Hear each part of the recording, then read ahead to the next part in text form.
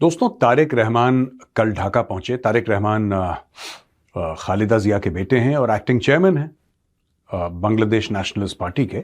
और लोग ऐसा कह रहे हैं कि ही इज प्रोबेबली, अब प्रोबेबली की बात चल रही है, हो सकता है कि he is the next prime minister of Bangladesh. तो काफी लोग आए, हजारों लाखों की तादाद में भीड़ सड़क पे उतरी और ऐसा वैसा दुनिया। अब भारत में भी लोग कवर कर रहे हैं इसको, और भारत में लोग कह रहे हैं कि नहीं यार, इससे हो सकता है कि बांग्लादेश और भारत के रिश्ते अच्छे हो जाएं।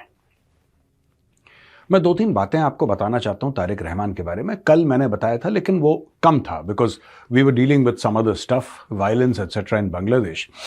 तो कल इतने विस्तार से नहीं बताया। फिर लोगों के मैसेज भी आए थे और कमेंट्स में भी लिखा था कि साहब आप जरा डिटेल में बताइए। तो दोस्तों, कुछ रिसर्च करी, कुछ पहले की नॉलेज थी, क्योंकि अपडेटेड अपने आप को रखने की कोशिश करते हैं। देखिए, दो तीन चीजें हैं तारिक रहमान के बारे में कि इनकी सरकार बनी थी जब ये सत्ता में थे, तो इन्होंने जमाते इस्लामी के साथ सरकार बनाई थी।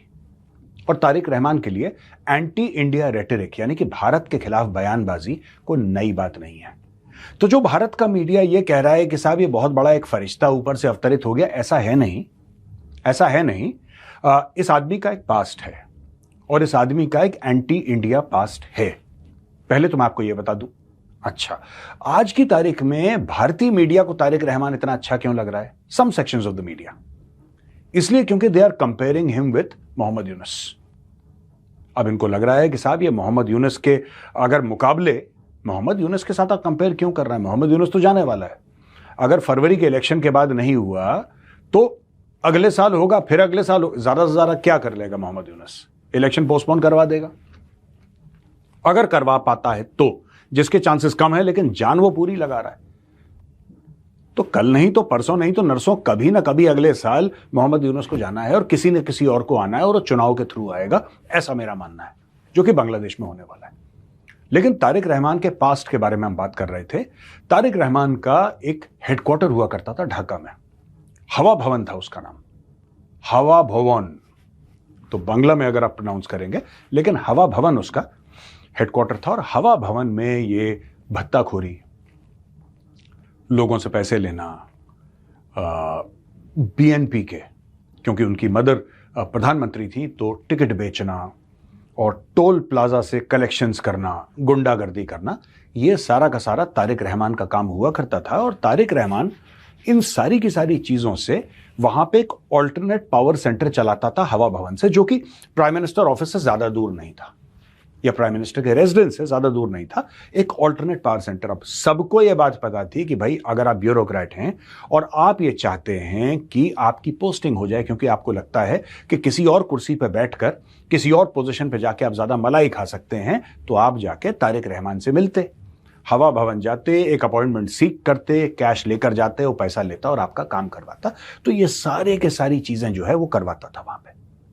ये बात भी सच है कि इसके ऊपर केस चला था असैसिनेशन अटेम्प्ट का शेख हसीना के ऊपर, शेख हसीना को जान से मारने की धमकी और करप्शन के केसेस हो रही है, सारी की सारी चीजें इसके ऊपर चली थी। तो जो लोग, फिर मैं बता रहा हूं, अगर आपके मन में यह डाउट है कि यह बंदा कैसा है, भारत के लिए इसके कैसे रिश्ते होंगे, क्या होगा, तो आप सोच लीजिए, समझ लीजिए। इस शख्स का एक पास्ट रह चुका है। अब मैं आपको यह बताऊंगा कि मेरे हिसाब से होगा क्या। जैसे आज की तारीख में मोहम्मद यूनुस कुर्सी पर विराजमान है, with the help of Jamaat-e इस्लामी। जाहिर सी बात है, स्ट्रीट कार्डर जमाते इस्लामी के पास है। मोहम्मद यूनुस के पास तो कोई भी नहीं है। मोहम्मद यूनुस के पास सिर्फ वही है जो घंटी बजाता है तो पियोन आता है, बोलता है साहब चाय लाऊं, कॉफी लाऊं। इससे ज्यादा कुछ नहीं है मोहम्मद यूनुस का। मोहम्मद यूनुस के अंडर पूरी सरकार है, लेकिन वो सरकार टिकी है because of Jamaat-e Islami, because of certain student leaders, उनके बेस पे टिकी है। This is not a popularly elected government. अब होगा क्या, ये लड़ेंगे चुनाव, या अब आए हैं तारिक रहमान जी, तो ये लड़ेंगे चुनाव। अब ये जब चुनाव लड़ेंगे बांग्लादेश में, तो चुनाव के रिजल्ट्स आएंगे। अगर तारिक रहमान को एक थंपिंग मेजॉरिटी मिल जाती है, फिर तो तारिक रहमान अपनी फॉरेन पॉलिसी इंडिपेंडेंटली चलाएगा।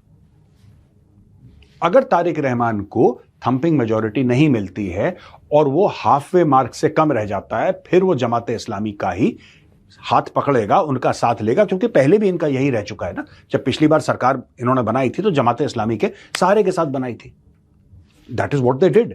सो तारिक रहमान यानी कि बीएनपी का जमाते इस्लामी के साथ रिश्ता नया नहीं होगा, एक पुराना रिश्ता है। आज की तारीख में पत्ते थोड़े से गड़बड़ाए हुए हैं, because nobody was expecting at least last month the Tariq Rahman, जो कि 17 साल से यूके में बैठा हुआ है, वो एक दिन अचानक आ जाएगा बांग्लादेश के अंदर और ये बोलेगा कि जी मुझे चुनाव लड़ना है. He is not even a registered voter by the way. आज today he will go and become a registered voter. Between today and tomorrow sometime he'll go and become a registered voter, which gives him the right to stand for elections in Bangladesh. आज की तारीख में वो registered voter तो है नहीं बांग्लादेश के अंदर. अब नेक्स्ट स्टेप पे आते हैं दोस्तों. इसके पहले कि हम कोई एक आइडिया लगाएं इस आदमी के ऊपर कि आदमी होगा कैसा, मैं आपको इसकी 2-3 हरकतें, I am not trying to paint him as a villain.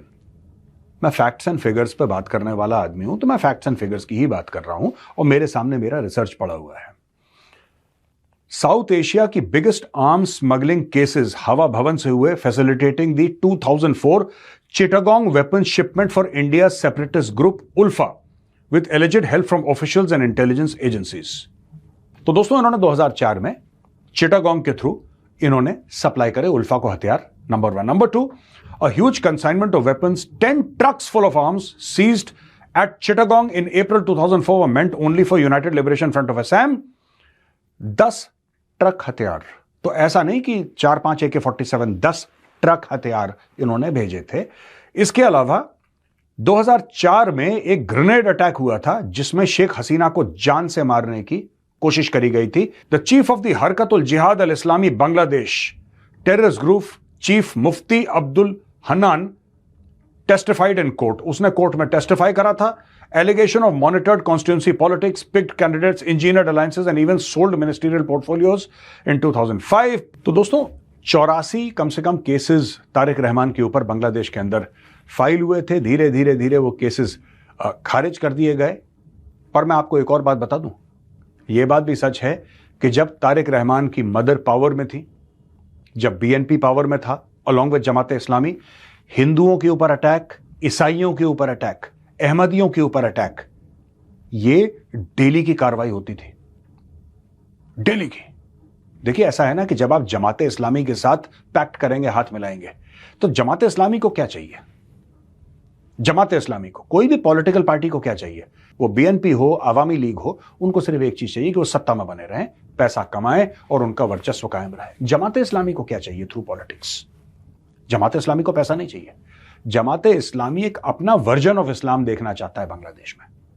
वो ये चाहता है कि वहां पे जो भी माइनॉरिटीज हैं उनको मार दिया जाए या उनको कन्वर्ट कर दिया जाए, because they look at everything from a radical Islamic lens. वही तारिक अब बांग्लादेश में वापस आ गया है. क्या 17 साल जब ये रहा था इन एग्जाइल इन यूके, क्या इसका दिमाग बदला है? ये आने वाला वक्त ही बताएगा. लेकिन मैं आपको बता दूं, it will all depend on what kind of seats he gets in the February election. अगर इसके पास आ जाती हैं थंपिंग मेजॉरिटी, तब इसके सुर कुछ और होंगे, और अगर इसकी कम सीटें आती हैं, फिर ये वापस जाएगा जमात इस्लामी के पास, क्योंकि इसके पास और कोई चारा नहीं है.